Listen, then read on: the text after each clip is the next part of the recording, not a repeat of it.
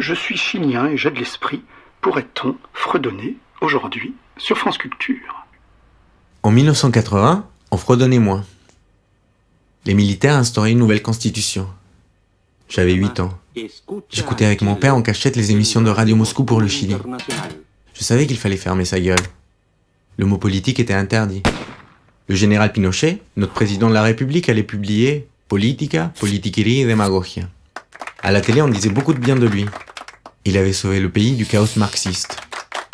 Mon père était marxiste et était gentil. Il me parlait de l'homme nouveau qui était gentil. La télé mentait alors, et Radio Moscou disait vrai. Et puis c'était super d'écouter avec lui des choses secrètes. Il y avait le couvre-feu depuis toujours. On ne pouvait plus sortir à partir de 10h du soir. Il y avait des patrouilles de militaires. Ça a duré 10 ans, je crois. Mais c'était super. Quand on allait chez des oncles, on restait dormir. Il y avait toujours plein d'autres gamins. En 81, on a passé la nuit chez des amis français. Ils fêtaient Mitterrand. 1 an plus tard, ils étaient contraints de quitter le pays. Ils s'étaient mêlés de politique. J'avais les cheveux longs, mais mes parents n'étaient pas des hippies. Ils étaient marxistes. Ils n'aimaient pas les militaires qui, eux, avaient les cheveux très courts. Dans la rue, on se foutait de ma gueule. T'es un garçon ou une fille? J'ouvrais ma braguette. Tu ne veux pas sucer ma trompette? Pour les autres enfants, j'étais comme un chanteur de rock. C'était pas cool. Le rock était nord-américain et l'anglais était la langue du diable impérialiste. Les autres enfants écoutaient du rock, moi, la nouvelle chanson latino-américaine. Ils chantaient en yaourt, moi, en imitant l'accent cubain. Mais en 82, j'ai eu ma chance. L'Argentine entra en guerre contre l'Angleterre et les militaires argentins interdirent la musique anglaise. Du coup, de l'autre côté de la cordillère nous arrivait une vague de rock en espagnol, el rock latino. Je pouvais être jeune, je pouvais danser, je pouvais chanter, je pouvais tomber amoureux au cours d'un slow. Et je suis tombé amoureux de Francisca, une très jolie blonde de bonne famille qui en plus avait le nom de l'ancien président de la République qui était marxiste comme mes parents, Allende. Mais les parents de Francisca ne l'étaient pas et lui interdirent de me voir pour les mêmes raisons. Tout le beau monde de ma ville savait que mes parents étaient marxistes. J'étais interdit de séjour dans les belles maisons. Et au Chili, il y avait un sérieux problème. Les communistes étaient toutes super moches, c'était connu de tout le monde, même les marxistes disaient ça. Ma maman était l'exception qui confirmait la règle. Mais je pouvais pas la prendre comme amoureuse. Même chez les marxistes, c'était interdit. Et j'ai eu de la chance. Mon père est parti, je suis devenu l'homme de la maison et ma maman m'aimait beaucoup.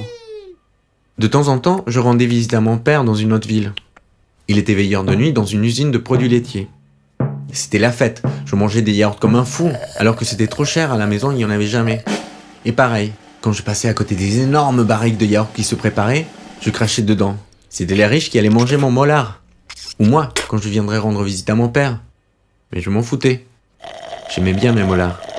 Je sentais quelque part que j'étais un révolutionnaire. Mais je ne pouvais pas partager ma fierté avec mon père. Même s'il était marxiste lui aussi, il m'aurait donné la fessée avec sa ceinture. Parce qu'il n'était pas toujours aussi gentil que l'homme nouveau. J'aimais beaucoup la guerre des étoiles. Là, les rebelles étaient les gentils et Dark Vador ressemblait à Pinochet. Un soir, il passait l'Empire contre-attaque à la télé. Il y a eu une coupure publicitaire. Puis la pub ne s'arrêtait jamais. Ça durait des heures. Plus tard, ils annonçaient qu'il y a eu un attentat contre Pinochet. On le voyait en train de montrer sa voiture qui n'avait pas explosé par miracle. L'emblème chilien dit « Par la raison ou la force ». Et voilà qu'il avait été sauvé par le côté obscur. Mes années 80 allaient bientôt se terminer. Pinochet était toujours là, et j'allais me rendre compte que mon père m'avait menti, que l'homme nouveau n'existait pas, et que Radio Moscou mentait pareil que la télé chilienne, que chez les marxistes, il y avait aussi des militaires et des services secrets, qu'ils étaient aussi du côté obscur. Je ne voulais plus faire la révolution. Je voulais être libre, c'est tout. En 1990, Pinochet a quitté le pouvoir, mais la démocratie n'a pas changé grand-chose. Les riches, les pauvres, les puissants, les militaires, c'était toujours les mêmes. La seule vraie différence, c'est que, avant, on voulait que ça se termine, et on était plein à le vouloir. Maintenant, on sait plus quoi vouloir. Chacun s'est inventé son propre bonheur, dans les règles héritées des militaires, où il fallait travailler plus, pour gagner plus, pour être plus que les autres. Et j'ai coupé les ponts avec le Chili. En 98 en France, le jour de mon anniversaire, la couverture du journal fut mon cadeau. Pinochet était en prison en Angleterre. C'était la fin du côté obscur. J'étais content. J'avais beaucoup de nostalgie de mon Chili, de ce temps beau et dur, de cet espoir en un monde meilleur. Mais les autorités démocratiques chiliennes ont rapatrié l'ancien dictateur pour le mettre en liberté. Il est mort en 2006 sans jamais avoir été condamné.